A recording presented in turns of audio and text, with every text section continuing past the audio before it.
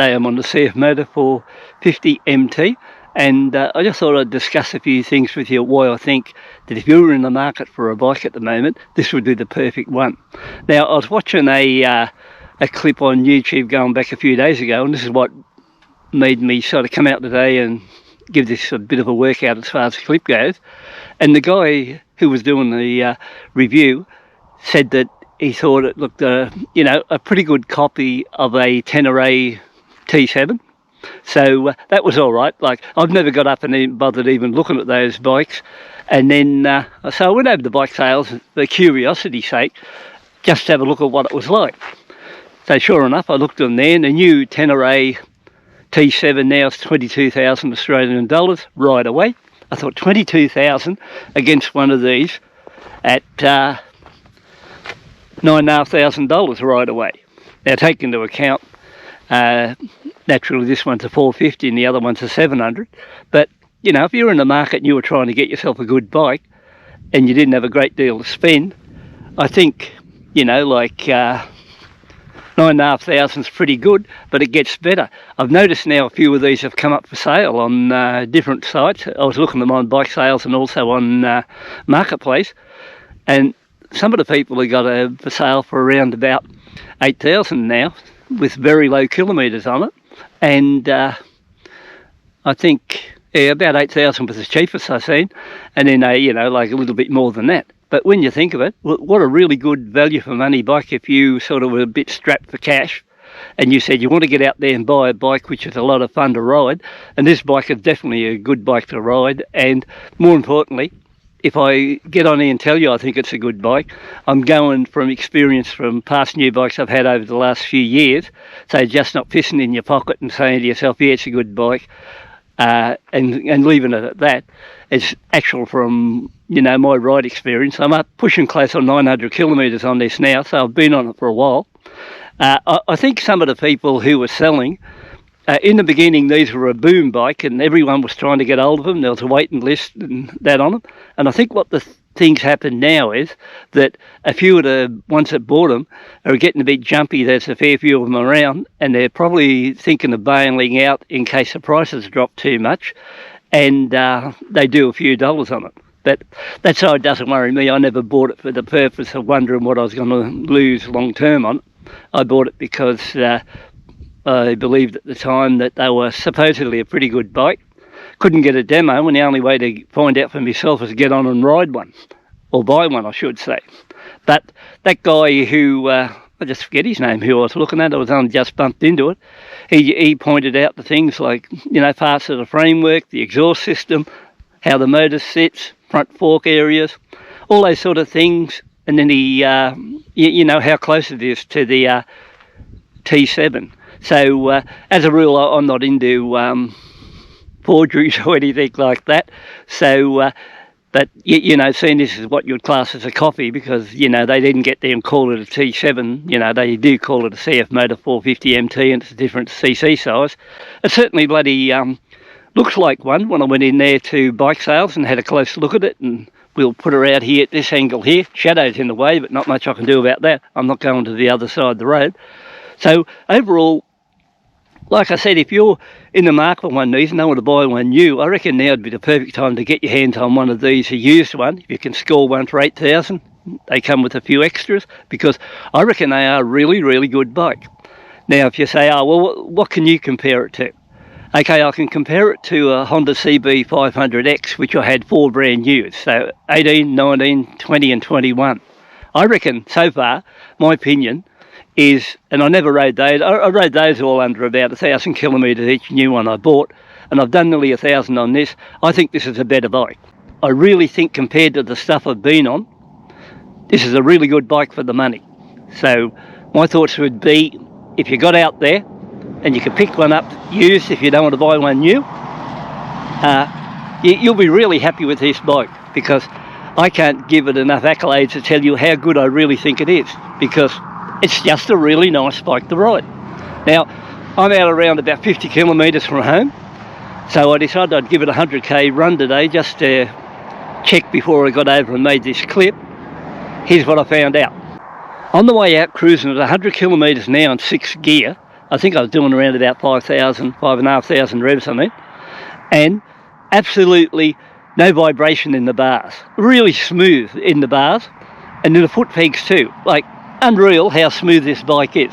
I would say it's possibly one of the smoothest bikes I've ever been on, and the only thing I can class as smoother than this would be an actual bloody scooter, because the X-Max 300 scooters were really smooth riders. The Honda scooter wasn't too bad, but to get an actual motorbike, and you know, like I don't class scooters as motorbikes, but I just class them as some bit of transport to ride around.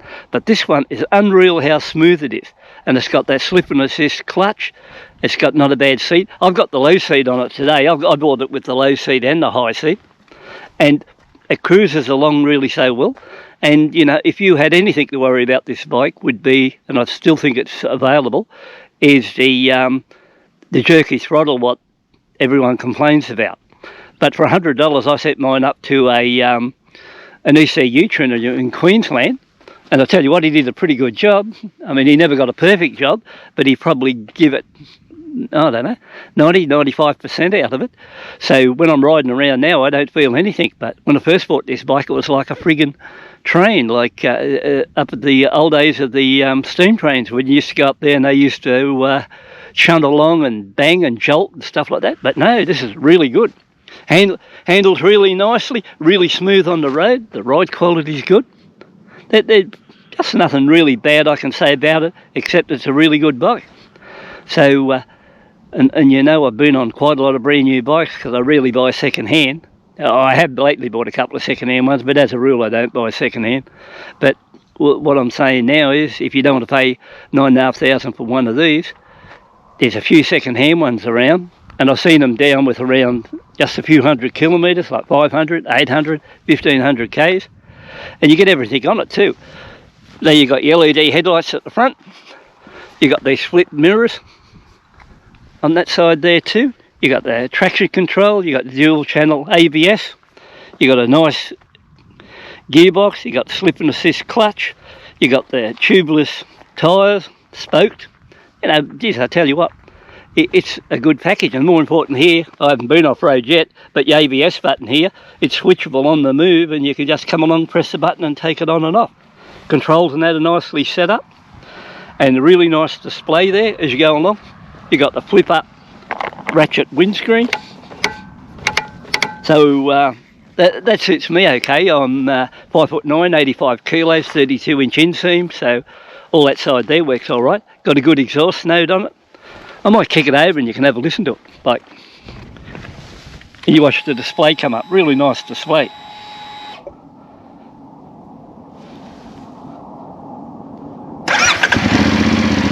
We'll go around this side and I'll kick it.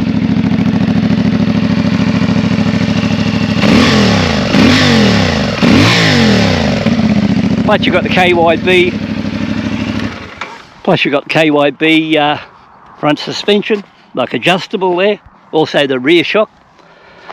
When I purchased this, I got the dealer to put a 15-tooth front sprocket on it, and I also got him to adjust the suspension in the bottom setting, front and back, and he did a really good job of that, and I got no complaints about it. Runs the bumps well. Like yesterday I was on the Classic 350 Reborn out here, same place, roughly. Actually I pulled up here because they're doing road work just over there, but I pulled up the same spot here, and it's just hard to believe 44 horsepower against 20, how well 44 horsepower runs along, does everything right, and effortless running at 100 kilometres an hour and pulling up the hills and everything, no effort at all.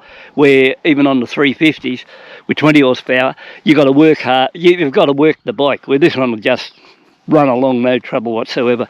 So overall, you know, I'm really happy with this, and I just thought I'd pull up here, do a clip, and if anyone's got their doubts or they're thinking about buying one of these, you can take it from me regardless what the others say. So far, I think it's really a good bike. Now, with all these Chinese bikes, You know, everyone says the same thing. Oh yeah, what will that be like in 50,000 kilometres time?